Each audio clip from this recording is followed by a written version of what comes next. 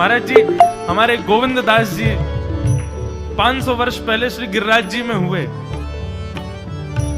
और इनके साथ ठाकुर जी खेलते थे।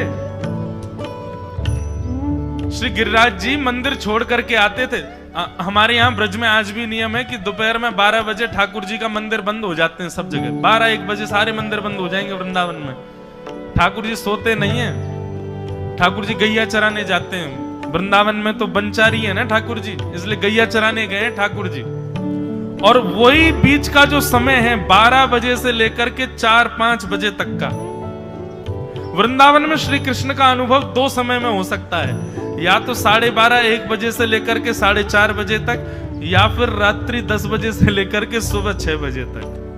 या तो पूरी रात्रि आपको श्री कृष्ण अनुग्रह करा सकते हैं, या ये दोपहर का समय जो वन चारण के लिए ठाकुर जी जाते हैं। तो गोविंद दास जी, गोविंद स्वामी जी प्रत्यक्ष में देखने में तो गवैया हैं। रोको, एक लीला सुनाए फिर गाएंगे आगे का पद। वो देखने में कौन है? बोले कि मंदिर में जाते हैं, ठाकुर जी को पद सुनाते हैं, लेकिन उनकी अंतरंग इशारे चलते थे ठाकुर जी के साथ। जैसे ही गोविंद दास जी पद गाते थे, गुसाई जी श्रृंगार करते थे ठाकुर जी का, गोविंद दास जी पीछे खड़े खड़े पद गाते थे। तो जैसे ही गुसाई जी श्रृंगार करते करते थोड़ा श्रृंगार लेने के लिए नेक दूर जाते, ठाकुर जी ऐसे खड़े खड़े नीचे से एक मोती उठाते, मोती उठा के ये मारते टक के गोविंद दास के सिर पे। और जैसे ही गोविंद दास के सिर पे लगती, गोविंद दास कहते माने ना दारी की तो बताऊं, रुक जा। जैसे ही वो मोती लेकर के वापस गोविंद दास मारते, तब तक गुसाई जी वापस आ जाते। और गुसाई जी के आते ही वो मोती ठाकुर जी की जगह गुसाई जी में जाके लग जाता। गुसाई जी कहते, हे गोविंदा, तू ठाकुर जी को मोती मार रहा है? गोविंदास बोले, मेरो माथो देखियो, ये गुम्माटो फूल को ये आपके लाला ने मारो मोए। आपको लाला ऊधम मचावे वो ना दिखाई दे आपको, और मैं नेक कछु कह दूं सो मुंह पे चिल्ला रहे हो, मुंह पे बरस रहे हो, या समझा लो बहुत ऊधम मचावे ये। ऐसी लीला करते हो। गुसाई जी के नेत्रों में आंसू आ जाते, बोले गोविंदा तू कितनो भाग्यशाली, तेरे संग ठाकुर जी लीला करें। गोविंदास के साथ ऐसी ऐसी लीला करते महाराज। एक बार ठाकुर जी गोविंदास से बोले, ए गोविंदा, बोले हाँ, मेरो दाल बाटी खावे को मन हेरो है। आप लोग दाल बाटी जानते हैं? महाराष्ट्र में खाते हैं दाल बाटी हैं? राजस्थान की बढ़िया, राजस्थान हमारे ब्रज में खूब खाते हैं दाल बाटी चूरमा, जो खाए सो सूरमा। तो दाल बाटी चूरमा। ठाकुर जी बोले, ए गोविंदा, ऐसे ही बोलते थे, बोले मोए दाल बाटी खानी है। गोविंदास बोले, 56 भोग बनते हैं रसोई में। अपरस में मुंह पे पट्टी बांध करके महाराज रसोईया बनाता है। अपरस में यमुना जी का जल आता है वहां से, वृंदावन से, उसके जल में सुंदर प्रसादी बनती है। इतने सुंदर शुद्ध भोजन को छोड़ के यूं कह रहे दाल बाटी खानी है। ठीक है, मैं आज बोल दूंगा रसोई घर में बनवा देता हूं। बोले ना, रसोई की ना खानी तो? बोले तेरी कदम खंडी में आऊंगा। गोविंदास जी जहां बैठ करके भजन चिंतन करते थे, मंदिर से थोड़ा दूर था, सुंदर वन था गिरिराज जी में। बोले मां आऊंगो और वहीं पे तू कंडा, वही गोबरी कंडा में बना, और कंडा में बना के तैयार कर, मैं आऊंगा वहीं खाऊंगा। गोविंदास जी बोले, यहां सब लोग आपको मंदिर में पूजने आते हैं, आप यहाँ पे भगवान हो, ऐसे कहीं खाने पीने आओ। बोले कोई को पता थोड़ी चलेगी, मैं आ जाऊंगा, तू चिंता मत करे, तू सुन तैयारी कर ले, आज मैं तेरे यहां आके प्रसाद पाऊंगा। गोविंदास जी चुपचाप मंदिर से भाग गए, किसी को बताया नहीं। किसी को पता थोड़ी कि ठाकुर जी ऐसे बाहर भी चले जाते हैं, सबको लगे अंदर ही रहते हैं ये। गोविंदास जी दौड़ करके गए, बढ़िया कंडा में बढ़िया उपले उपले लगा करके महाराज बाटी बनाई, दाल चढ़ा दी, सुंदर। ठाकुर जी आएंगे पाने। एक पंथ दो काज, ठाकुर जी को 2 लीलाएं एक साथ करनी थी। एक तो गोविंद दास के संग सुख लेना है, और एक झाड़ू लगाने वाला गिरिराज जी की तलहटी में झाड़ू लगाता था, उसको मंदिर में प्रवेश नहीं करने देते थे लोग। तो वो बेचारा बाहर खड़ा खड़ा ही दर्शनार्थियों से पूछता था कि ठाकुर जी दिख कैसे रहे हैं, मुझे ये बता दो। दर्शनार्थी आकर के बताते थे, नीली ठाकुर जी ने बाघा पहना है, गले में मोतियों की माला है, मकराकृत कुंडल है, ऐसा टिपारा ठाकुर जी के सिर पर रखा है, और ऐसा ठाकुर जी का श्रृंगार है। तो वो बाहर खड़ा खड़ा नेत्र बंद करके सुन सुन करके ही अपने चित्त में एक झांकी बना लेता था और मन में सोचता था ऐसे दिख रहे होंगे ठाकुर जी। पर रोज प्रार्थना करता था, नाथ मुझे लगता है इस जन्म में तो आप मुझे कभी नहीं दिखोगे, भगवान इस जन्म में तो मैं आपके योग्य नहीं हूं, पर मेरे पे बस इतनी कृपा कर दो कि अगला जन्म मुझे दीजिएगा तो कुछ नहीं तो चेंटी बना देना, तो चेंटी बन करके मैं आपके 56 भोग में ही आ जाऊंगा, भीतर आके आपका दर्शन कर लूंगा, लेकिन मुझ पर अनुग्रह कर देना। ठाकुर जी उसके इस भाव से इतने रीझ गए। गोविंद दास को बोला था कि दाल बाटी खाने आएंगे, अब मंदिर बंद करके सब तो चले गए वहां से, सब लोग भोजनालय में भोजन प्रसाद पाने लगे। ठाकुर जी मंदिर से निकले अचक करके बाहर, गिरिराज पर्वत के ऊपर विराजते थे। जैसे ही बाहर निकल करके आए तो गिरिराज पर्वत के नीचे ही वही झाड़ू लगाने वाला उन नेत्रों से आंसू बह रहे थे। ठाकुर जी का चिंतन कर रहा था, आज ठाकुर जी ऐसे दिख रहे हैं, आज नीली पोशाक पहनी है, सिर पर चांदी का मुकुट पहना है, ठाकुर जी ने आज गुलाब का इत्र लगाया है, ठाकुर जी के ऐसे ऐसे मकराकृत ठाकुर जी के कटाक्ष, वो सब चिंतन कर रहा था। ठाकुर जी नीचे उतर करके जाने लगे, इतने में ही ठाकुर जी ने लीला करी और जोर जोर से ठाकुर जी चिल्लाने लगे, अरे जल्दी ते आइयो, देखियो मेरे मेरे पाम में कांटो लग गयो, अरे जल्दी ते कोई आओ या कांटे को निकारो, मुझको तो बहुत दर्द है रो है, अरे भैया जल्दी आओ जल्दी आओ। अब ये स्वर जैसे ही सुना उस झाड़ू लगाने वाले ने, उसके नेत्र खुल गए, उसने देखा, बोले कि ये स्वर कहां से आ रहा है। उसने जैसे ही नेत्र उठा करके ऊपर देखा तो नीला बाघा पहना है, मोतियों की माला पहनी है, मकराकृत कुंडल पहना है, चांदी का मुकुट चमक रहा है मस्तिष्क पर, ठाकुर जी के केश घुंघराले लहरा रहे हैं और ठाकुर जी अपना एक पाम हाथ में पकड़ करके और एक पैर पर लंगड़ी जैसे खेलते हैं ऐसे ठाकुर जी कूद रहे हैं यहां से वहां। नीचे से झाड़ू लगाने वाले लिखे, अरे ऐसा पुरुष तो मैंने जीवन में कभी नहीं देखा, ये कैसा पुरुष है। नीचे से ही ठाकुर जी को देखने लगा, अब स्वरूप उसको पता था तो उसने कही ये जरूर ठाकुर जी होंगे, वहीं से प्रणाम करें। ठाकुर जी बोले प्रणाम कर रहा हूं, दारी के जल्दी ऊपर आ, कांटो लगो मेरे पाम में या को निकार। बोलने लगा, बोले मैं ऊपर नहीं आ सकता, गुसाई जी मारेंगे, सब लोग डांटेंगे मुझे। अरे नहीं गुसाई जी ऐसा कुछ ना कहें, ये सब तो बाहर के लोगों ने नियम बना दिए, मैं तो सबसे मिलूं, तू आजा जल्दी ऊपर। जैसे ही ऊपर गया, ज्यों-ज्यों ठाकुर जी के समीप जाए त्यों-त्यों उसके नेत्र सजल होते जाएं। ठाकुर जी के बिल्कुल समीप पहुंच गया। भगवान बोले, देख काई को रो भैया, जल्दी कर, मेरे पाम में कांटो लगो या को निकार।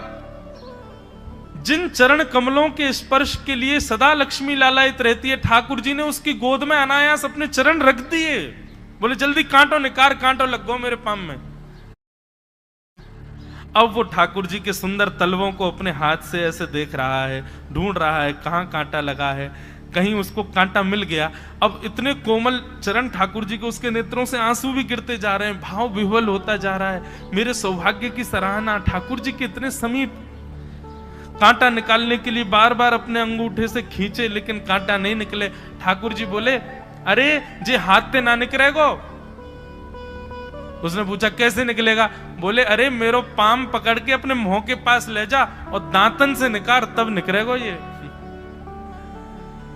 आहा, कितनी कृपा की ठाकुर। कृपा की न होती जो आदत तुम्हारी, तो सूनी ही रहती अदालत तुम्हारी।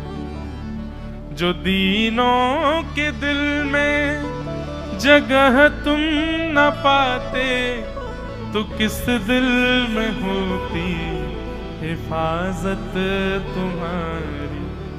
कृपा की न होती जो आदत तुम्हारी, तो सूनी ही रहती अदालत तुम्हारी।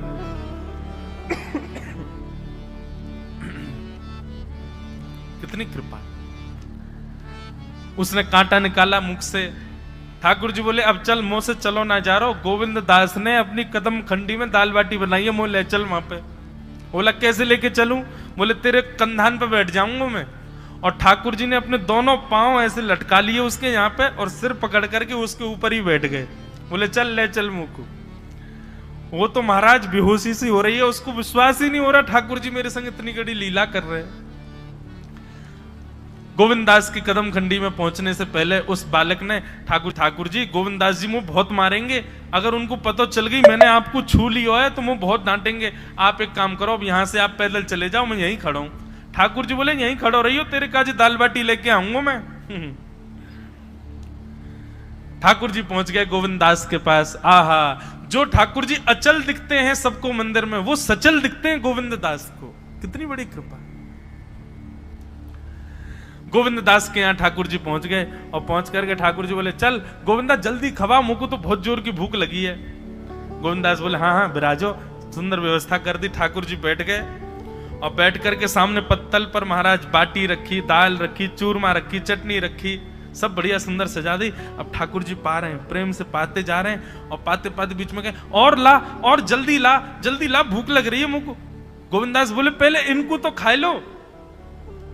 अरे ना तू जाने ना है मंदिर में मेरे भूख कैसे लगे, थाली में 2 रोटी और ये सब्जी, इनते मेरा भूख पेट थोड़ी भरे, मेरे सामने तो सबरी सामग्री धर दो, मेरा जो मन होगा मैं उठा उठा के पाते जाऊंगा।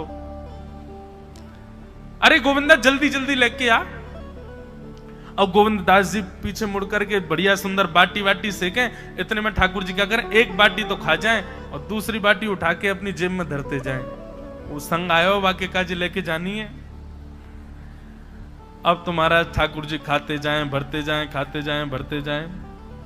गोविंद दास बोलो ठाकुर जी ये तो मैं मानूं कि आपकी खुराक बहुत है, पर इतनी ज्यादा है ये मुझको विश्वास नहीं है रो है। क्यों हैं 56 बाटी खा गए हो अब तक आप? अरे कोई तुकना है, पेट है कि समुद्र है, कुआ है, कहा है आपको? ठाकुर जी बोले अच्छा दारी के ऐसे बोले, चलो जाऊंगा मैं। अरे नहीं नहीं जय जय आप तो पाओ। ठाकुर जी तो जेब में भरते जा रहे थे। अब ठाकुर जी का पेट भर गया। ठाकुर जी बोले चल भैया गोविंदा अब पेट भर गया, नेक देर हम एक पेड़ के नीचे बैठ के नेक सुस्ताए लें, फिर बाकी बाद मंदिर में जाएंगे, 4 बजे मंदिर खुल जाएगा दर्शन देने। जैसे ही ठाकुर जी खड़े भये महाराज, सोई उनकी पीतांबरी फैल गई। पीतांबरी फैली।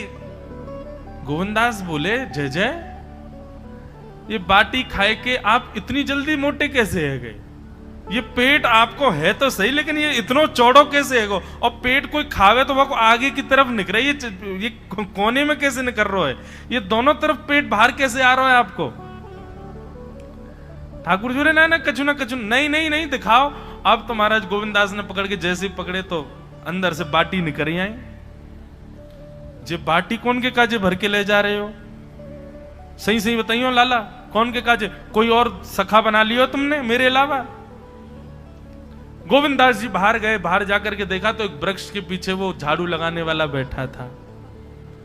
अच्छा तो अब जे आपको सखा बन गए, जे आपको मित्र है गयो, या के काजे बाटी भर के ला रहे हो? ठाकुर जी कहे अच्छा अरे भैया ठीक है, अब तू सबंत कह मत दियो कि मैं या के संग आयो, या के संग खेलूं। अरे बेचारो बड़ो प्रेम करे मोते, ये भूखो बेचारो, मैंने सोची या के काजे बाटी ले चलूं। गोविंद दास जी के चित्त में एक क्षण के लिए तो ये भाव आ रहा है कि ठाकुर जी कितने प्रेमी हैं, लेकिन बाहर से कैसा दिखा रहे हैं?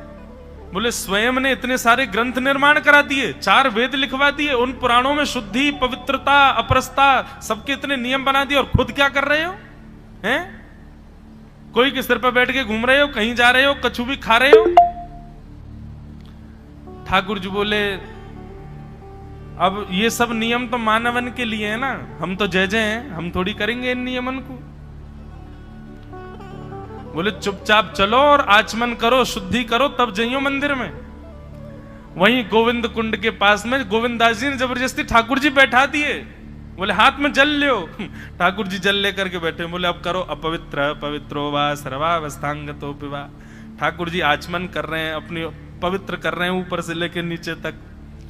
इतने में ही गोविंद दास बोलते बोलते बोलते बोलते पीछे के गए और ठाकुर जी की पीठ पे जाकर के एक धक्का दियो महाराज, पूरे ठाकुर जी डुबा दिए कुंड में। ठाकुर जी पूरे ऊपर से नीचे तक भीज गए। ठाकुर जी बोले दारी के तेरी शिकायत करूंगो, गुसाई जी ते कहूंगो तू ऐसे करे मेरे संग।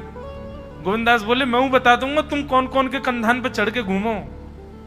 हम मंदिर के लिए इतना नियम बना रखो है, नहा के आओ, धो के आओ, हाथ पांव खासा करके आओ, और कुछ अपवित्र वस्तु मत छीलेना, अपरस में रहना, गीला वस्त्र तन पे होना चाहिए। आपकी सेवा के लिए इतने नियम, और खुद क्या कर रहे हो? ऐसे गोविंद दास वो कह रहे हैं, यद्यपि रूप गुण शील सुधरता, इन बातन ना रिझई